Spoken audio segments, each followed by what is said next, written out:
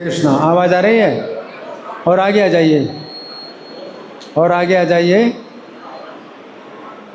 आज का जो श्लोक है इसमें भगवान तमोगुणी कर्म की चर्चा कर रहे हैं। और तमोगुणी कर्म में 5 लक्षण हैं।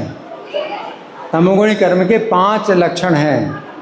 पहला लक्षण क्या है कि जब व्यक्ति प्रयोजन पर विचार किए बिना कर्म करता है, प्रयोजन पर विचार किए बिना कर्म करता है तो तमोगुणी कर्म होता है।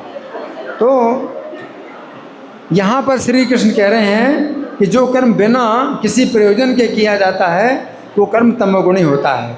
तो भागवत के 3 स्कंध में वर्णन आता है कि श्री कृष्ण ने जिस समय वराह रूप धारण किया उस समय पृथ्वी गर्भ समुद्र में डूबी हुई थी। ऐसी स्थिति में वराह देव ने पृथ्वी को जल से ऊपर उठाने का कर्म किया। इस कर्म के पीछे उनका प्रयोजन था कि प्रजा के रहने के लिए स्थान प्राप्त हो। परंतु जिस समय हिरण्याक्ष असुर वराह देव के साथ युद्ध करने लगा उस समय उसका कोई भी प्रयोजन नहीं था। उसने युद्ध करने के लिए एक ऐसा कारण बनाया जिसमें कोई प्रयोजन नहीं था। उसने वराह देव के विषय में शिकायत की कि वराह देव तो वन में रहने वाले एक जंतु हैं, वे जल के अंदर क्यों आए हैं। इस शिकायत का कोई भी अर्थ नहीं था। जिस समय वराह देव ने उसकी शिकायत का कोई उत्तर नहीं दिया उस समय उसने एक दूसरी शिकायत की कि वराह देव उसकी अनुमति के बिना पृथ्वी को क्यों लिए जा रहे हैं। इस प्रकार हिरण्याक्ष ने वराह देव से एक ऐसा युद्ध किया जिसमें उसका कोई भी प्रयोजन नहीं था। तो यहाँ पर श्री कृष्ण कह रहे हैं कि जो कर्म बिना किसी प्रयोजन के किया जाता है वो क्या है, क्या है वो कर्म क्या है? तमोगुणी, सतोगुणी, तमोगुणी कर्म है। जो कर्म बिना प्रयोजन के किया जाता है तमोगुणी। अब दूसरा, अपने नुकसान पर विचार किए बिना जो कर्म किया जाता है वो तमोगुणी। तो यहाँ पर श्री कृष्ण कह रहे हैं कि अपने नुकसान पर विचार किए बिना किया हुआ कर्म तमोगुणी होता है। रामायण के अरण्य कांड के अंतर्गत सर्ग संख्या 38 में वर्णन आता है कि जिस समय रावण सीता का हरण करना चाहता था उस समय मारीच ने रावण को समझाया इस कर्म से उसका कितना नुकसान होगा। मारीच ने कहा, रावण, श्री राम अनायास ही महान कर्म करने वाले हैं। मेरे मना करने पर भी यदि तुम श्री राम के साथ विरोध करोगे तो शीघ्र ही घोर आपत्ति में पड़ जाओगे और अंत में अपने जीवन से भी हाथ धो बैठोगे। सीता का हरण करने से तुम संपूर्ण लंका को विनाश के मुख में डालोगे। सीता के लिए तुम्हें राजभवनों से भरी हुई लंकापुरी का विनाश अपनी आँखों से देखना पड़ेगा। तुम देखोगे कि अनेक राक्षस तुम्हारे अपराध से मारे जाकर पृथ्वी पर पड़े हैं। निस्संदेह तुम्हारे सामने वो दृश्य भी आएगा कि लंकापुरी में बाणों का जाल बिछ गया है। पूरी लंका अग्नि की ज्वालाओं से घिर गई है। उसका एक एक घर जलकर भस्म हो गया है।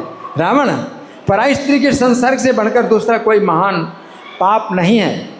तुम अपने कुल की रक्षा करो, राक्षसों के प्राण बचाओ और अपनी मान प्रतिष्ठा, उन्नति, राज्य और अपने प्राणों को नष्ट ना होने दो। मैं तुम्हारा हितैषी हूँ। यदि मेरे बारंबार मना करने पर भी तुम हठपूर्वक सीता का अपहरण करोगे तो तुम्हारी सारी सेना नष्ट हो जाएगी और तुम श्री राम के बाणों से अपने प्राण गंवाकर बंधु बांधवों के साथ यमलोक की यात्रा करोगे। मारीच के इतना समझाने पर भी रावण ने अपने नुकसान का विचार किए बिना ही सीता जी का अपहरण किया। तो यहाँ पर श्री कृष्ण कह रहे हैं कि अपने नुकसान पर विचार किए बिना जो कर्म किया जाता है वो कैसा है? अपने नुकसान पर विचार किए बिना जो कर्म किया जाता है वो कैसा कर्म है? कोई सुन नहीं रहा है। कैसा कर्म है? तमोगुणी कर्म है। अब तीसरा, अन्यों के नुकसान पर विचार किए बिना किया गया कर्म तमोगुणी होता है। तो यहाँ पर श्री कृष्ण कह रहे हैं कि अन्यों के नुकसान पर विचार किए बिना किया गया कर्म तमोगुणी होता है। तो गर्ग संहिता के गोलोक खंड के अंतर्गत वर्णन आता है जिस समय योग माया ने कंस को बताया कि उसे मारने वाले श्री कृष्ण कहीं अन्य स्थान पर अवतीर्ण हो चुके हैं। उस समय कंस ने एक श्री कृष्ण के कारण अपने सभी असुर मित्रों को आदेश दिया कि वे उन सभी बालकों को मार डालें जो 10 दिनों के अंदर उत्पन्न हुए हैं अथवा जिनको जन्म लिए 10 से अधिक दिन निकल गए हैं। तो कंस ने विचार नहीं किया कि वो अपने एक शत्रु के कारण संपूर्ण पृथ्वी भर के बालकों की हत्या का आदेश दे रहा है। तो यहाँ पर श्री कृष्ण कह रहे हैं कि अन्यों के नुकसान पर विचार किए बिना किया गया कर्म कैसा होता है? कैसा होता है? अन्यों के नुकसान पर विचार किए बिना किया गया कर्म तमोगुणी होता है। चौथा, अपने सामर्थ्य पर विचार किए बिना किया गया कर्म तमोगुणी होता है।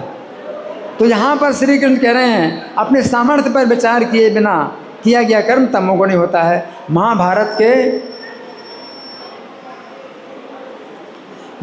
के उद्योग पर्व के अंतर्गत अध्याय संख्या 130 में वर्णन आता है कि जिसमें श्री कृष्ण महाभारत युद्ध के पहले संधि प्रस्ताव लेकर कौरवों की सभा में आए थे। उस समय दुर्योधन ने श्री कृष्ण को बंदी बनाने के लिए सभा के बाहर अपनी सेना तैयार की। उस समय विदुर जी ने दुर्योधन से कहा, दुर्योधन इस समय मेरी बात पर ध्यान दो। द्विविध नाम का वानरों का राजा अपने असीम पराक्रम के द्वारा भी श्री कृष्ण को पकड़ नहीं सका। उन्हीं श्री कृष्ण को तुम बलपूर्वक पकड़ना चाहते हो। प्राग ज्योतिषपुर में गए हुए श्री कृष्ण को सभी दानवों के साथ नरकासुर बंदी नहीं बना सका। उन्हीं श्री कृष्ण को तुम बंदी बनाना चाहते हो। निर्मोचन में 6000 बड़े बड़े असुरों को श्री कृष्ण ने पासों में बांध लिया। वे असुर भी जिन्हें बंदी ना बना सके उन श्री कृष्ण को तुम बंदी बनाना चाहते हो। जिन श्री कृष्ण ने अपने हाथ पर गोवर्धन पर्वत को धारण किया था उन श्री कृष्ण को तुम बंदी बनाना चाहते हो। अनायास ही महान पराक्रम करने वाले श्री कृष्ण का तिरस्कार करके तुम अपने मंत्रियों से तो उसी प्रकार नष्ट हो जाओगे जिस प्रकार पतंगा आग में पड़कर नष्ट हो जाता है। तो यहाँ पर श्री कृष्ण कह रहे हैं अपने सामर्थ्य पर विचार किए बिना किया गया कर्म कैसा होता है? तमोगुणी। नहीं सुन रहे? तमोगुणी। अब 5वां, जो मोह से आरंभ किया हुआ कर्म है तमोगुणी होता है। तो यहाँ पर श्री कृष्ण कह रहे हैं कि मोह के कारण किया हुआ कर्म तमोगुणी होता है। धृतराष्ट्र के जीवन चरित्र में हम देखते हैं कि वो यद्यपि पांडवों के प्रति अच्छी भावना रखता था परंतु अपने पुत्र दुर्योधन के मोह में उसने सभी प्रकार के अन्याय पांडवों के साथ किए।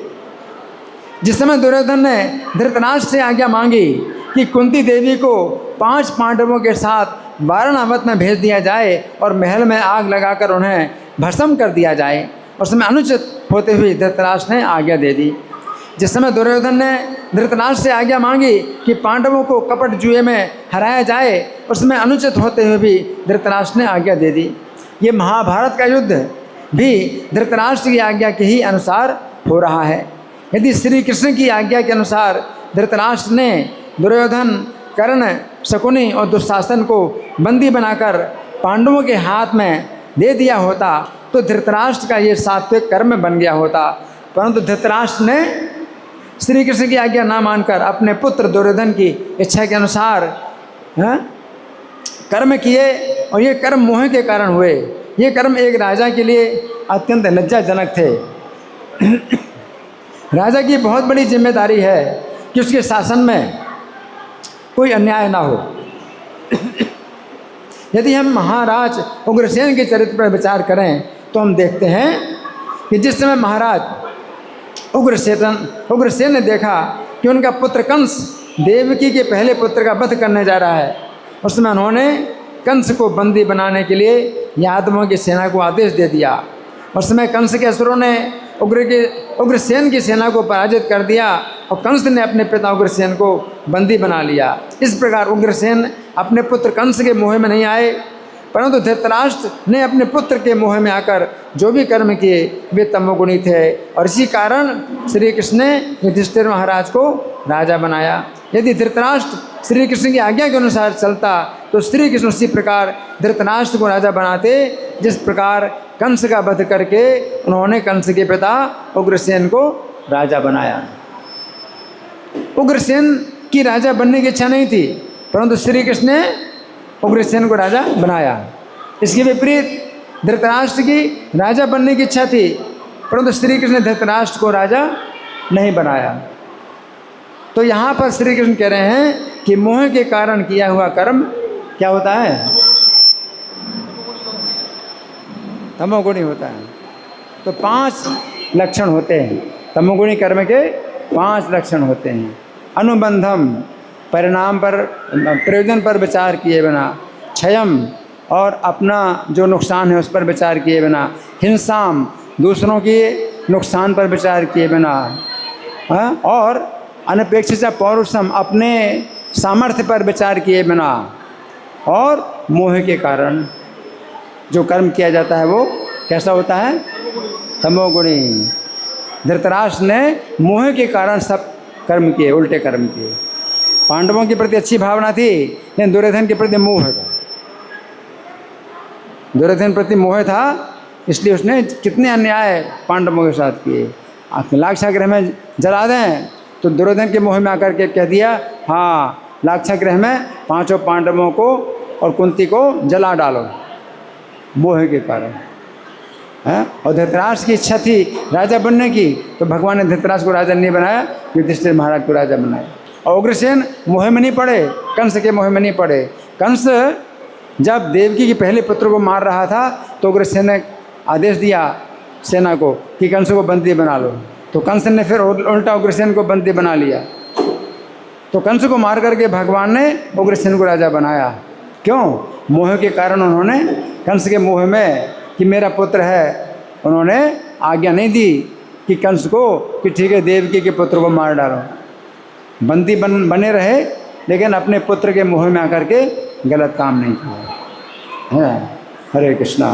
ग्रंथराज श्रीमद् भगवद गीता की जय। श्रील प्रभुपाद की जय।